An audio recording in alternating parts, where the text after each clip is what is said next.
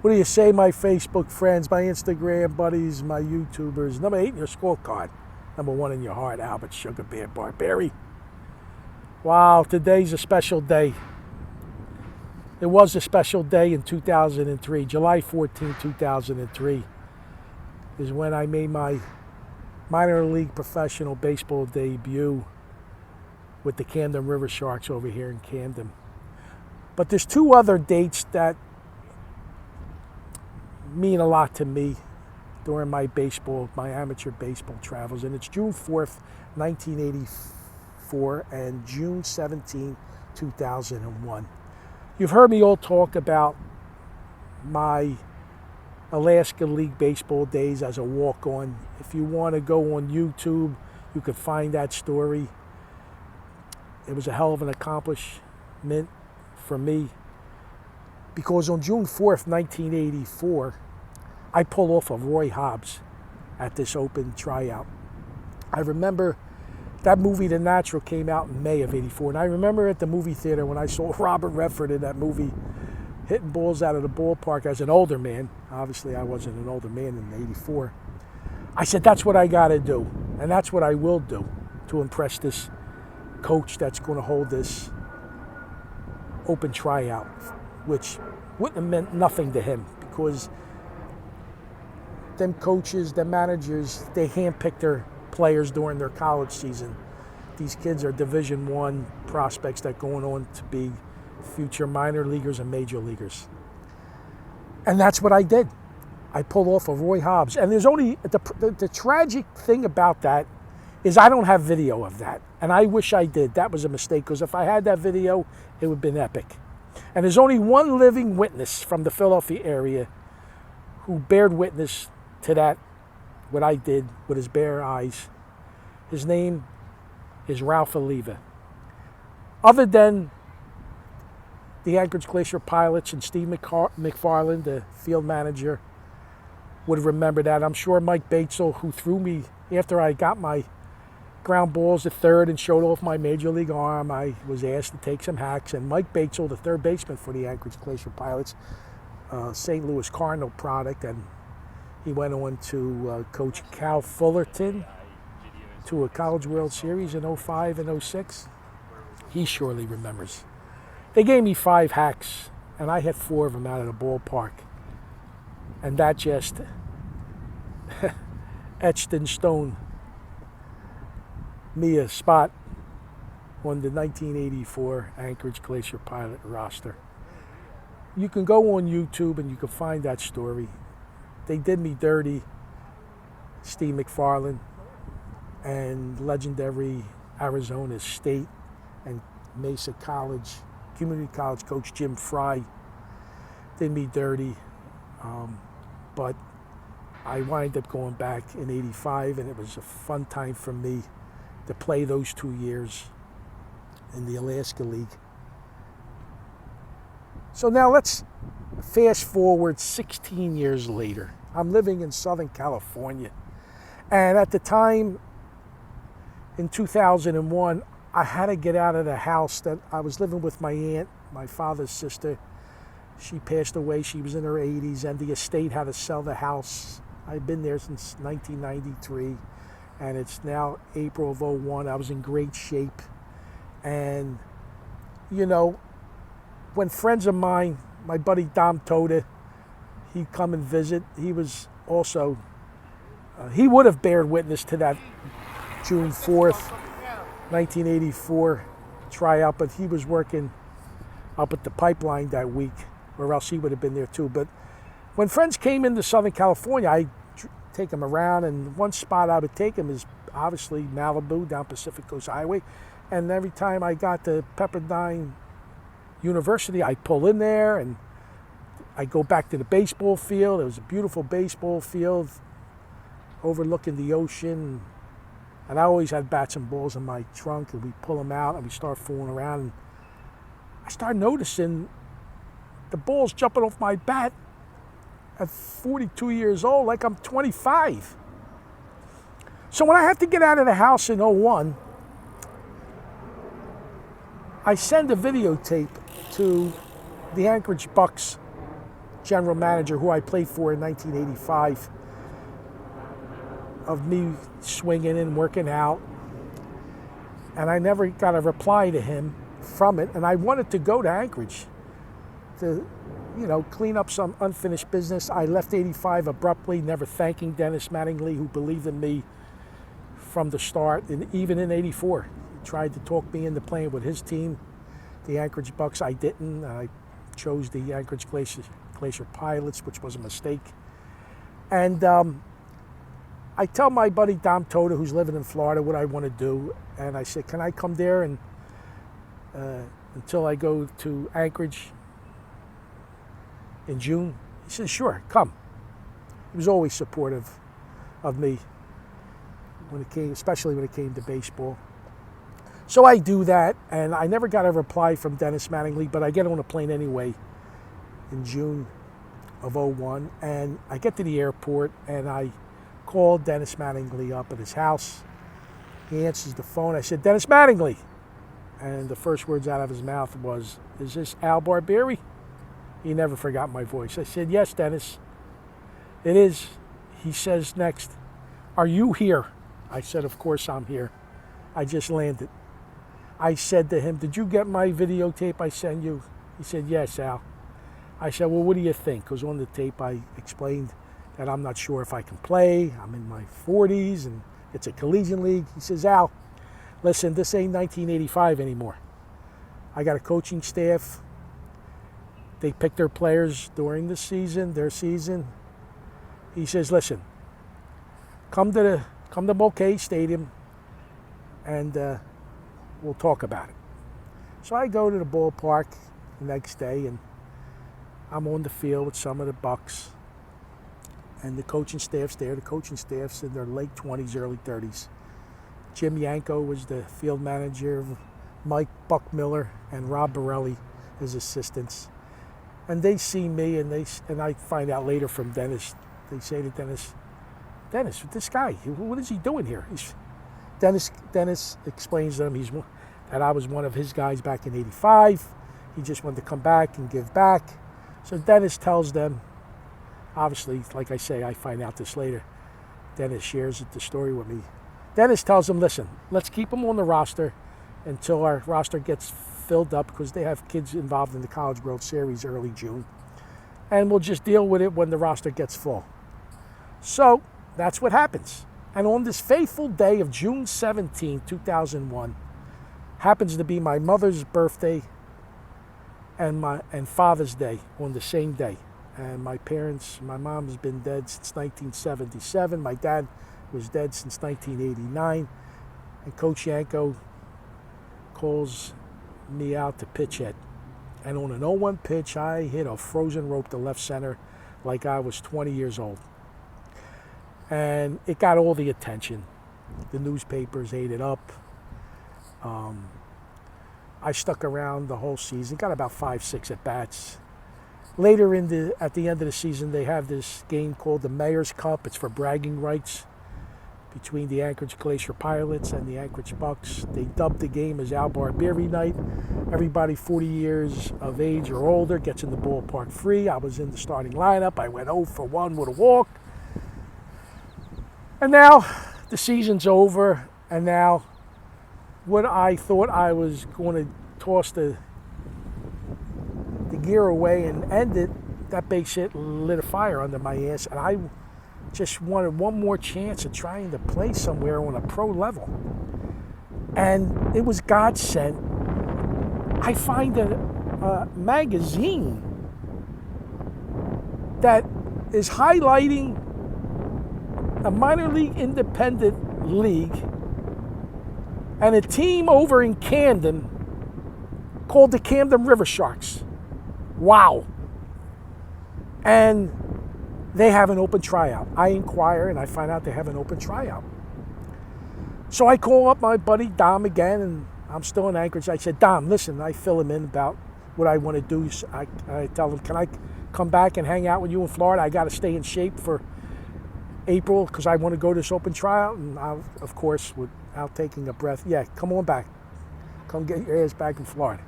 So I go back there and I hang out with my buddy Dom, and Palm Harbor, Florida. And come late March, I fly into Philly, and I'm going to go to this tryout, the Camden River Sharks.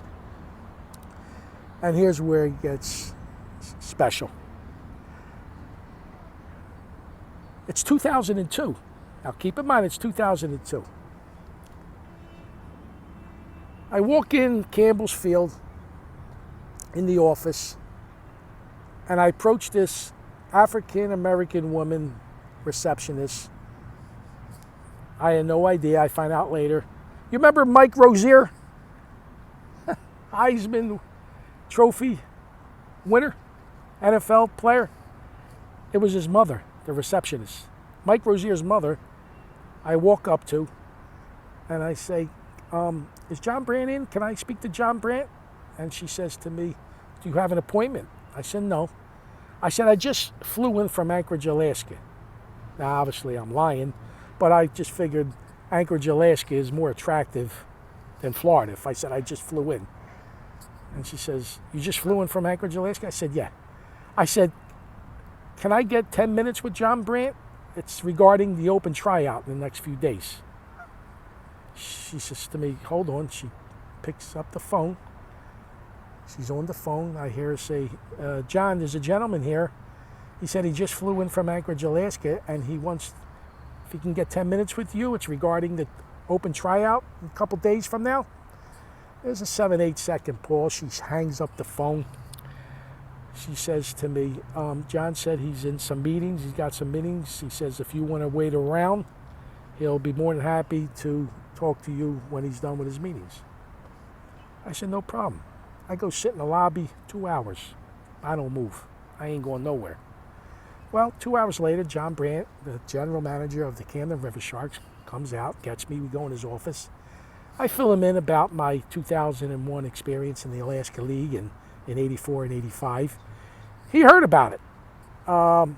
It was floating around in the baseball world, and also because Ted Solari covered it in the Daily News, and the South Philly Review covered it in their paper. And I asked him, can I come to the tryout? Because I feel like I have a little bit left in my bat. And my arm's dead, but I could still swing the bat. And I would love to come and to the tryout. And he said, okay, yeah, do that. Sure, we'll be more than happy to take a look at you. So I do that, and I got some BP hacks, I think because I didn't have to earn them hacks at the tryout. I think because John, Wayne Krenchecki is the manager of the River Sharks. He's a former #1 overall draft pick in '78 out of Miami University. And I think because they knew that I played in the Alaska League, and they just gave me some hacks. So a few hours later, after lunch, they have pitchers come back, and now these pitchers are going to throw live BP. And I got some hacks off then. And I impressed Wayne Krenchecki, the field manager, and John Brandt. And after this tryout, John calls me in the office, and he says, Al, listen, what are you doing this summer? Can you hang around? I say, yeah, I can hang around. He says, listen, you know, sometimes when a player gets hurt, it takes us a few days to get another guy in here and this and that. So maybe if you stick around, maybe that can happen, and we can get you to make your debut with us. And I said, okay, sure, yeah, I'll be around. So to stay in shape again, I playing in a wood bat league over the bridge in Belmar. The whole summer goes by. I never get a phone call from John Brandt until Labor Day weekend. John calls me up and asks me to come into his office, so I go to Campbell's Field. I'm in the office, and John, with a very apologetic tone, apologizes that he's sorry that I stuck around and nothing happened. But then in the same breath, he says to me, Al, how would you like if I invite you to spring training for next season, and we'll give you a chance to make the ball club? Make the ball club? I thought I was hearing things. I said, really, John? You serious? He goes, yeah. I said, will you shake on that? He said, yeah. He shakes my hand. He says, I'll fly you in, and if you can prove next spring training, if you can still hit the ball the way you showed us this past tryout, I'm pretty sure we can, figure out when you can make your pro debut with us. I'm all in for that. I go. I impressed them in '03 at the spring training. Their spring training was held at Campbell's Field. I don't make the opening day roster, but they activate me on Memorial Day weekend. Now I'm with the ball club every day, taking BP. It's a hell of an experience. My teammates, it took time for them to warm up to me, that baseball fraternity. Here I am in my 40s. I'm 44 years old. But then they came around, and they were cool, especially former Philly Kevin Jordan. He was my biggest ally. He was the locker right next to me in the clubhouse. He was a cool guy, Kevin Jordan. Anyway, at the end of June, Wayne Krenchecki tells John Brandt, tell Al, take a look at the schedule, pick out a game. So John calls me in the office again, and I pick up the schedule. John tells me, Wayne says, pick out a game. So I look at the schedule, and I notice July 14, which happens to be Major League Baseball All-Star break. But I also know the Newark Bears are scheduled to come to Campbell's Field. And I knew Ricky Henderson was playing for the Newark Bears. And I'm older than Ricky Henderson. He's born in December. I'm born in September. I say to John Brandt, I say, John, I think July 14th is a beautiful date to play. I give him the schedule. I said, do you see what I see? John Brandt, being a general manager and a businessman too, he said, yeah, I see what you see. Turns around on his chair, goes on his sports wire, and he types out, Al Barbieri, Philadelphia native, going to make his minor league debut, professional debut with the Cannon River Sharks on July 14 versus the Newark Bears. Well, it caught fire, and before you know it, it's crazy. It's crazy. I never got to thank Michael Barkan. Michael Barkan set up for me to go on Daily News Live that Friday. I guess would be 13, 12, I guess 11, July 11th, that Friday before the game. July 14th fell on a Monday that year in 2003. And Dee Lyman interviews me. And she also mentions Ricky Henderson's going to be in the ballpark that day when I make my debut. And that I got a chance to break his record as being the oldest player in the Atlantic League to get a hit. So after that Daily News Live, I go back to Campbell's Field. We have a game at night. And Chick, Wayne Krenchecki, calls me in his office. He says, Al, how would you like to DH and lead off Monday night? I said to myself, gotta love this guy. What a gentleman. He's trying to get me 5 at-bats. I know exactly. That's what a baseball man does, and that's how a baseball man thinks. He had a lot of respect for me. He knew I earned it. I wound up getting 4 at-bats. I went 1 for 3 and a walk. I was in the hole in the 9th inning to get my 5th at-bat, but we lost the game 4-1. But the bittersweet sadness of that day was that Monday morning, early afternoon, Ricky Henderson got signed by the Los Angeles Dodgers and wasn't in the lineup for the Newark Bears. It would have been special for Ricky to be in the game where I was making my pro debut. And on an 0-1 pitch in the bottom of the first, I singled to right field, a nice little humpback liner to right field, and I broke future Hall of Famer Ricky Henderson's record, being the oldest player in the Atlantic League. So that's how I got to Campbell's Field in 2003. And as you see, I'm here on the waterfront. There's the Ben Franklin Bridge. And as you can see, Campbell's Field, the home of the Camden River Sharks, is no longer here. It was demolished in 2017. Tragic. What a shame, a beautiful ballpark. But the ball field sat right here, because I know that was a backdrop from home plate. So I want to thank the 4,700 strong that came to the ballpark that night to support me. I want you to get a sense of a thank you from me right now. Really, I thank you from the bottom of my heart. It's a night I will never forget. I do know there was a couple that reunited and got married from that night. You guys also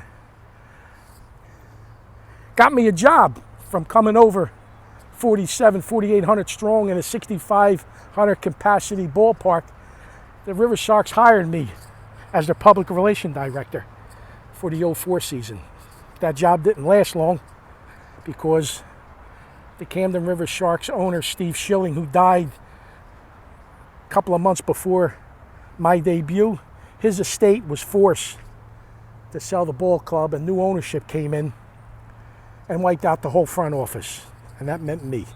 John Brandt was the only one that stuck around a few more years because he was on contract, and then after that, John wound up being the general manager of the Newark Bears. It was an awesome night. July 14, 2003. Thanks, guys.